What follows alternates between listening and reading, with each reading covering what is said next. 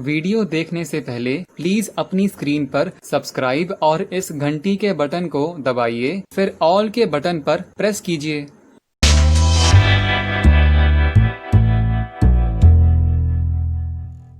Aspirin, Disprin, Novalgin, Analgin सब बंद हैं। हमारे पड़ोसी देशों में बंद हैं, बांग्लादेश में, मलेशिया, इंडोनेशिया, भारत में बिक रहे हैं। ऐसी अपने भारत में 84,000 दवाएं बिक रही हैं जो दुनिया भर में बंद हैं।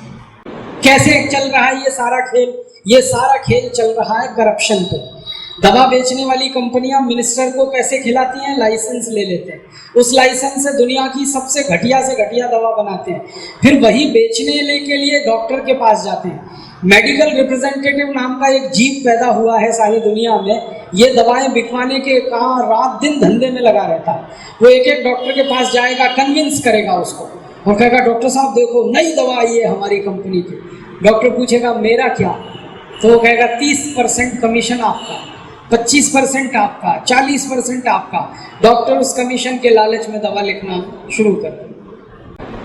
नेताओं को कमीशन दिया, लाइसेंस मिला, फिर डॉक्टर को कमीशन दिया, दवा बिकी, फिर केमिस्ट और ड्रगिस्ट को कमीशन दिया तो उन्होंने दवाएं घर घर पहुंचाई।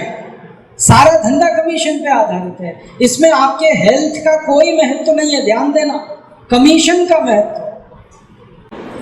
आप मर जाओ किसी को कोई लेना देना नहीं, उनको कमीशन पक्का। हमारी घर में जो माताएं हैं ना, पता नहीं कितनी माताएं ये बात जानती हैं कि उनके मोटापे का कारण डॉक्टर की बेईमानी। तो 100 माताओं को जब मैं पूछता हूं तो 99 माताएं बताती हैं कि वजन बढ़ना कब से शुरू हुआ? जब से बच्चा पैदा हुआ। तो भाई बच्चा पैदा हुआ तो आपका वजन क्यों बढ़ना चाहिए? तो वो सीजर हुआ, बस सारी कहानी यहाँ पे। जिन माताओं के बच्चे सिजेरियन होंगे उन माताओं का वजन तो भगवान भी नहीं रोक पाएगा बढ़ने से, वो तो बढ़ने ही वाला, कोई नहीं रोक सकता। और कई बार माताएं मुझे बताती हैं कि हमने चाहा था कि हमारी नॉर्मल डिलीवरी हो, ये डॉक्टर ने नहीं होने दी, डरा दिया, 50 बातें उल्टी सीधी बोल देता है। माँ डर जाती है, घर वाले डर जाते हैं, तुरंत कहते हैं भैया कर दो ऑपरेशन। जबकि भगवान ने ऐसी व्यवस्था की है कि हर बच्चे का जन्म प्राकृतिक तरीके से हो, सारी व्यवस्था भगवान ने कर रखी है। लेकिन ये बेईमान डॉक्टर होने नहीं देता, क्योंकि नॉर्मल डिलीवरी हो तो पैसे नहीं। पता चला पेट में आपको दर्द है, डॉक्टर तुरंत कहेगा अपेंडिसाइटिस का ऑपरेशन, आप ऑपरेशन करने के लिए तैयार हो जाओ। पता ही नहीं चलने देगा, आपकी किडनी काट के निकाल लेगा और बेच लेगा और पेट सिल देगा, आपको पता ही नहीं कि आपकी किडनी काट ली। और चूंकि एक किडनी से जिंदगी बीत जाती है तो पता ही नहीं चलता कि उसकी एक किडनी कटी हुई है। 10 साल 15 साल बाद दोबारा कभी दर्द उठता है और अल्ट्रासाउंड कराता है या सोनोग्राफी कराता है, तब पता चलता है एक किडनी तो गायब। हमको हार्ट अटैक आए तो हम जाते हैं ऑपरेशन के लिए, उसका नाम है एंजियोप्लास्टी। एंजियोप्लास्टी सबसे आसान ऑपरेशन है, सबसे आसान, सबसे सस्ता, सबसे आसान। लेकिन ये कितना महंगा है आपके लिए? एक एंजियोप्लास्टी कराने में कम से कम 1.5 लाख रुपए खर्च होता है और अपोलो जैसे हॉस्पिटल में 2 लाख 2.5 लाख खर्च होता है। और इलाज में किया क्या जाता है? आपके हृदय में रक्त देने वाली जो वाहिकाएं हैं, जिनको हम आर्टरीज और वेन्स कहते हैं, कुछ रक्त लेके आती है, कुछ लेके जाती है। बारे में अच्छे से पता चल गया डॉक्टर को कि मोटी पार्टी है तो 3 लाख भी ले लेना। और आप में थोड़ी बेशर्माई है, वैसे है नहीं, लेकिन हम में से कुछ लोग जो थोड़े बेशर्म किस्म के हैं वो डॉक्टर से भाव तोल करेंगे तो उनसे 75,000 भी ले लेगा वही डॉक्टर,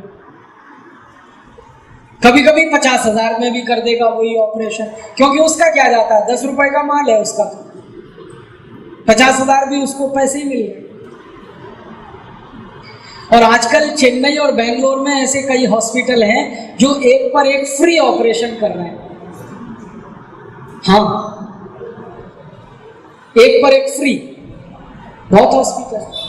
तो माने ऐसा धंधा चल पड़ा है जैसे सब्जी भाजी बेचने का, 1 किलो आलू लो 1 किलो प्याज फ्री, एक ऑपरेशन कराओ दूसरा ऑपरेशन फ्री। इसका माने लूट इसमें इतनी बड़ी है आप सोच नहीं सकते। और कानून कोई है नहीं इस देश में। आप एंजियोप्लास्टी मदुरई में कराओ, हो सकता है 75,000 खर्च हो, वो मद्रास में कराओ, हो सकता है लाख रुपए खर्च हो, वो दिल्ली में कराओ तो हो सकता है 1.5 लाख खर्च हो। कुछ फिक्स नहीं है। एक ही ऑपरेशन 3 अलग शहरों में कराओ, अलग अलग खर्चा आएगा। जबकि वो डलना एक ही स्प्रिंग है 10 रुपए का, ध्यान रखना। 10 रुपए का माल आपसे 1.5 लाख रुपए ले लें। और इसमें समस्या पता है क्या है? समस्या ये है कि जो स्प्रिंग डालते हैं वो 6-8 महीने में बेकार हो जाता है। उसकी उम्र उतनी 6 से 8 महीने के बाद वो बिल्कुल बेकार है। फिर दोबारा अटैक आपको आता है, फिर दूसरी स्प्रिंग डालता है डॉक्टर, फिर 6-8 महीने बाद तीसरा अटैक आता है, और 3 अटैक के बाद फिर आपकी जयराम जी की हो जाएगी।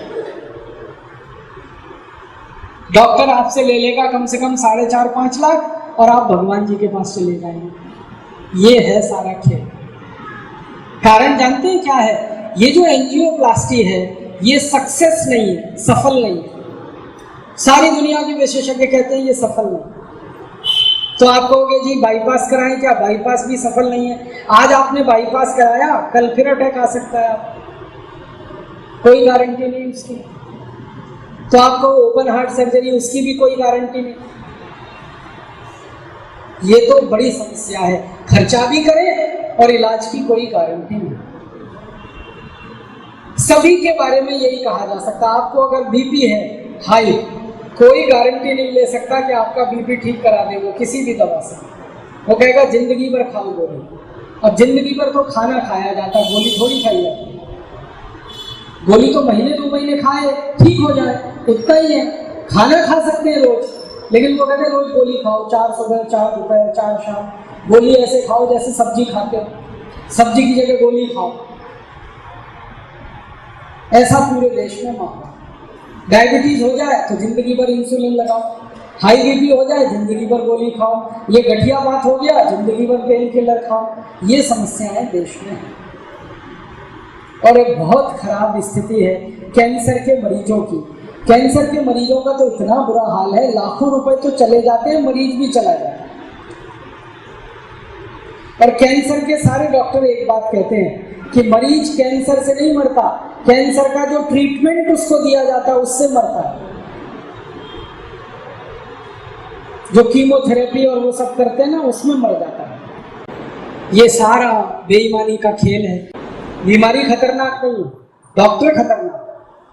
जो दवाएं वो लिखेगा आपको बीमारी में, वो एक बीमारी से दूसरी बीमारी में आपको लेके जाएंगी, दूसरी से तीसरी बीमारी, तीसरी से चौथी बीमारी। जिंदगी आपकी हराम होने वाली है।